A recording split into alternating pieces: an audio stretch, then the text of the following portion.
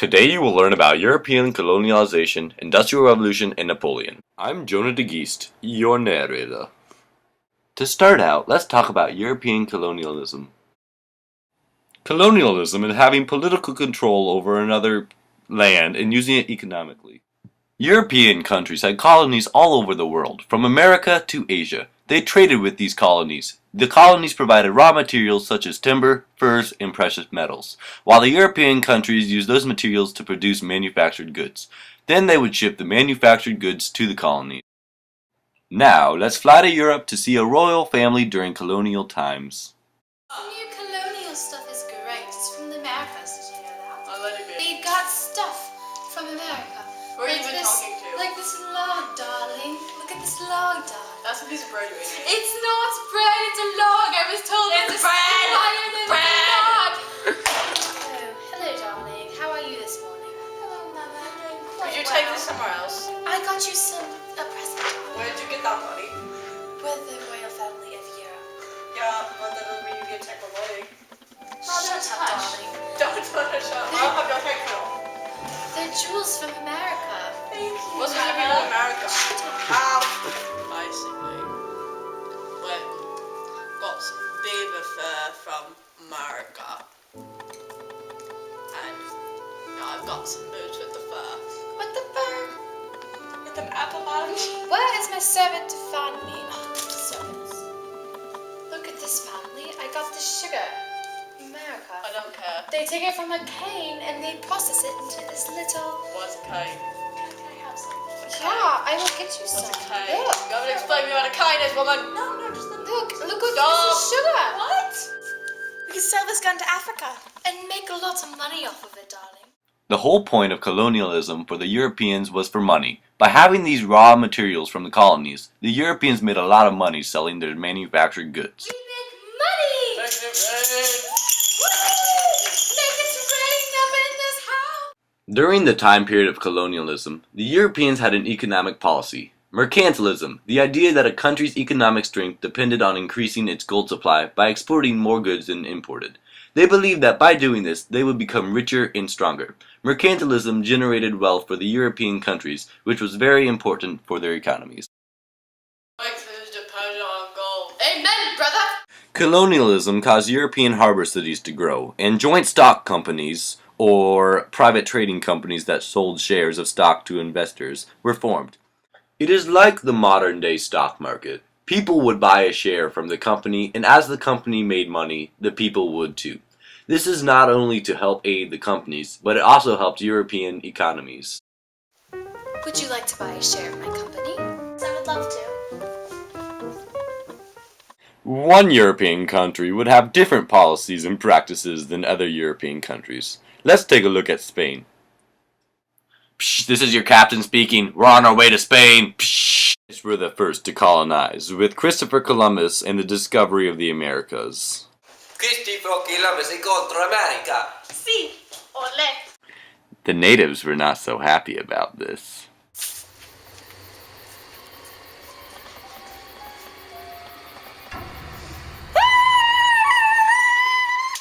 The Spanish did have a lasting impact on the New World by bringing Catholicism, a religion with more than 1 billion followers today. Este el libro de Dios. Now let's fly to Portugal. The Portuguese colonized all parts of the world, but mostly Brazil. Portuguese explorers rounded Cape of Good Hope in the 15th century, which gave the Portuguese a big lead in trade compared to other countries. The Portuguese had less prejudice and racism compared to other European countries. They allowed interracial marriage. The colonies weren't very profitable. They just aided the war that Portugal was fighting. Now let's go to France. The French believed that colonies should not merge with the French, but rather be associated with them. The French relied on slave labor and used taxation. They also supported education. The British were one of the strongest empires in the world, with several colonies. The British were very controlling. They used slavery and taxation like the French. In Africa, the British controlled much of the Africans' way of life. They converted them into Christianity, gave them English names, and prevented teaching of African culture in schools. The British also had prejudice against non-whites. They treated them worse than whites and were not considered equal to them. Let's move on to a significant event in history, the Berlin Conference. This was a meeting from 1884 to 1885 between European nations to create rules on how to peacefully divide Africa among them for colonization. Welcome to the Berlin Conference. No Africans were allowed in the Berlin Conference. As you all know, we're splitting Africa into many colonies. I personally think that France should get Djibouti. And I personally think that Britain should get South Africa. And I personally think that Spain should get Egypt. And I should get all the rest of Africa. And exactly who gave you the permission to tell us what I would get? I'm pretty sure this is the Berlin Conference. Does it matter what we are? France. Every time you think you can control the whole thing? I do. Understand? I see. No. This is the Berlin Conference. I am from Berlin, so we should all keep our hats on. Deine Mutter ist hässlich. Du bist hässlich. Stop talking in German. I don't understand you. Entschuldigung. I am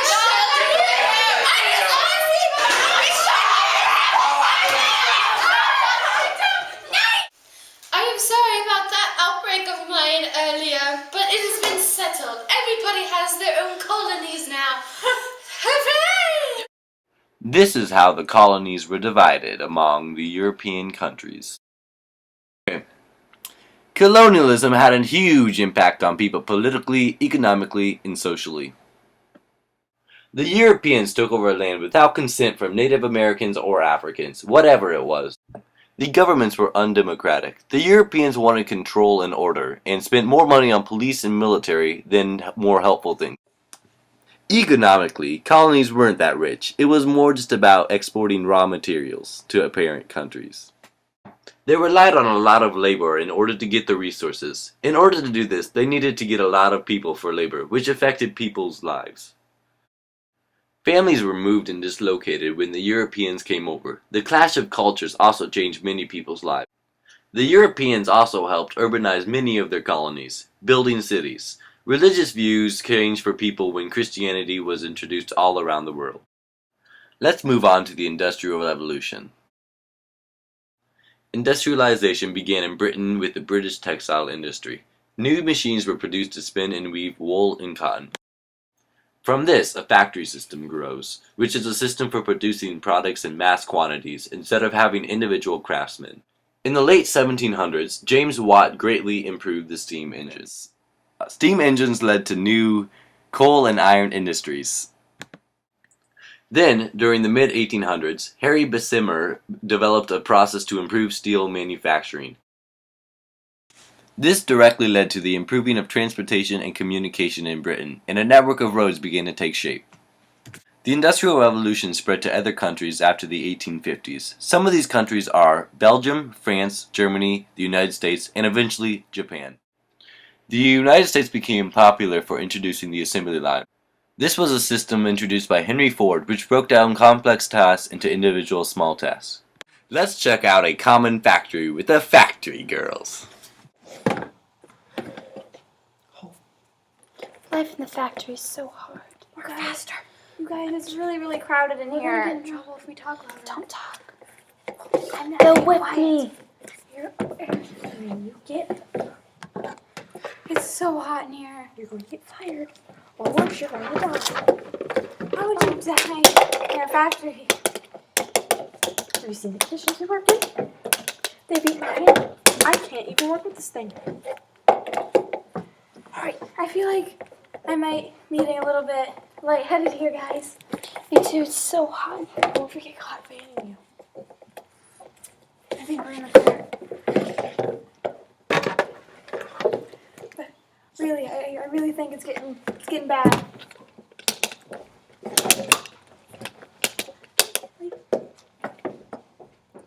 It's getting really hot in here, guys. I think I might. Oh, I can't get that bandage wet. Oh. That girl fainted. Even though there were millions of jobs created from the revolution, all this industrialization did not come without problems. The average person in Europe during this time probably lived in a city, worked in a dirty, smoky factory. Most factory workers lived in poorly built houses that had poor water and sewage systems. Disease spread very quickly, but there was no sick pay. The entire family had to work up to 16 hours every day. Workers formed unions to protest bad working conditions. We want a pay raise! We want a pay raise! The conditions in the factory are terrible! Help me, I'm poor. We're poor. Hey Max, wait. Can we go to the factory? What? I'm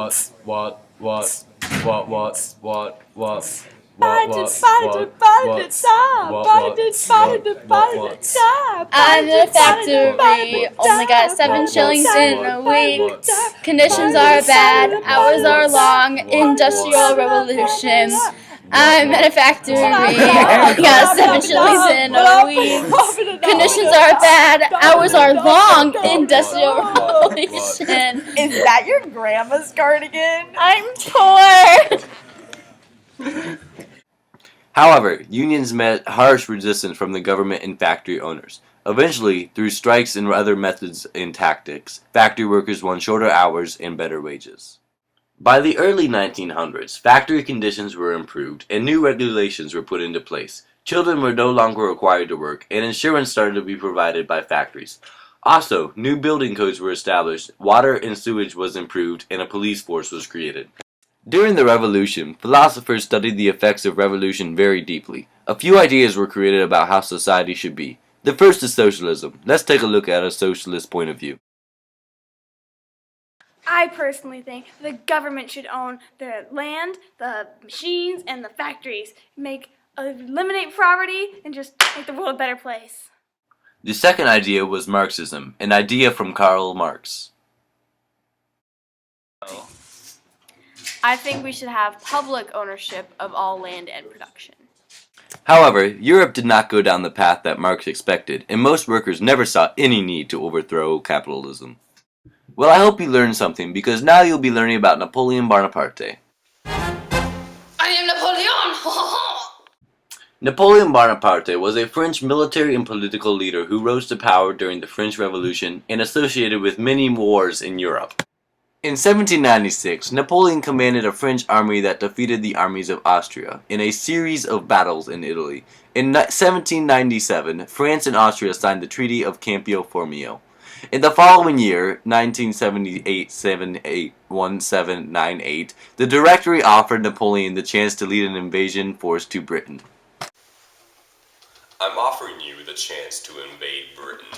I do not think that the army is ready to be faced up against the British army. Let's invade Egypt instead. He suggested that they invade Egypt in an attempt to cut off British trade with India. He had a victory at the Battle of Pyramids, but he got wiped out in the Battle of Nile. In November of 1799, Napoleon was part of a group that overthrew the French Directory.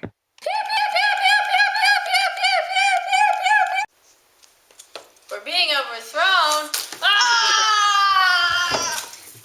The Directory was replaced with a 3-member consulate, with Napoleon as the first consul, making him France's leading political figure. One of his most significant accomplishments was the Napoleonic Code, the first modern organized body of law governing France, which improved the French legal system. This code recognized that all men were equal before the law and protected freedom of religion. There were other reforms that strengthened the French economy.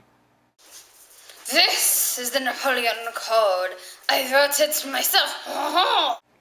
In 1796, Napoleon married Josephine de Vassas-Nice. My love, Josephine, here is a ring for your finger. Beautiful. More than a decade later, in 1809, after Napoleon couldn't have babies with Josephine, he had her marriage annulled so he could find a new wife and produce an heir. In 1810, he wed Mary Louise, the daughter of the Emperor of Austria. The following year, she gave birth to their son, Napoleon Francois Joseph Charles Bonaparte. Baby. My baby. From 1803 to 1815, France was engaged in the Napoleonic Wars, a series of major conflicts with various alliances with other European nations. One of his greatest victories was the Battle of Austerlitz, against the Austrians and the Russians. An important battle that resulted in heavy casualties on both sides was the Battle of Borodino. Napoleon's forces marched on to Moscow, only to discover that the entire population had been evacuated. The first!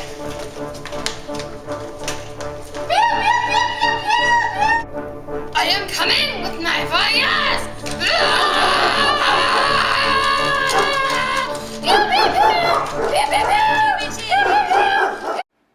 Napoleon, facing the Russian winner, was forced to order his starving, exhausted army out of Moscow. It is so cold! My scepter is frozen in my hands! My warriors have frozen to death. It is so cold! The scepter is frozen to my hands. We must go back to France!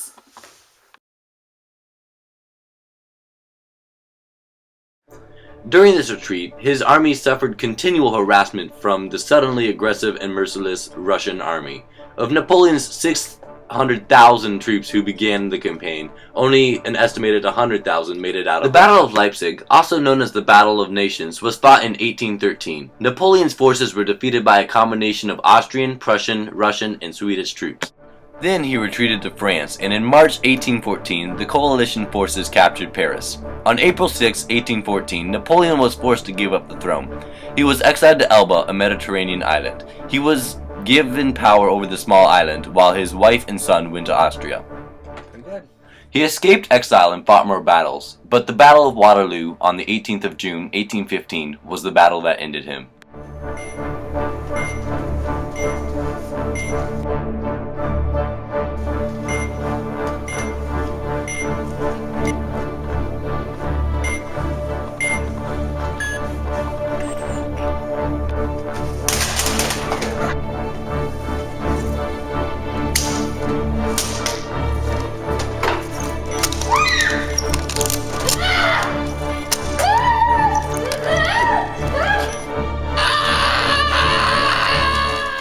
But that was the end of Napoleon's reign. The end. Bloopers! Hey, Maxway! Do you have much, Mother? I don't even like you. I couldn't do it! You're banished from America! From shooting me! Go to Siberia right now! Siberia? Siberia! Russian dead!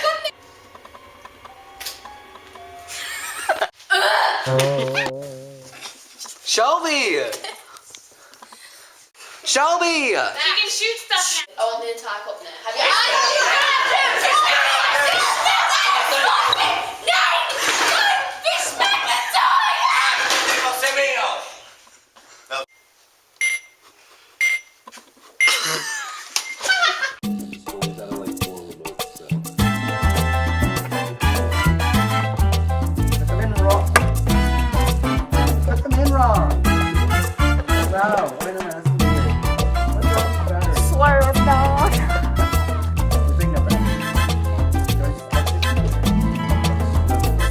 Okay, guys. This is your first audio. Where's the baby?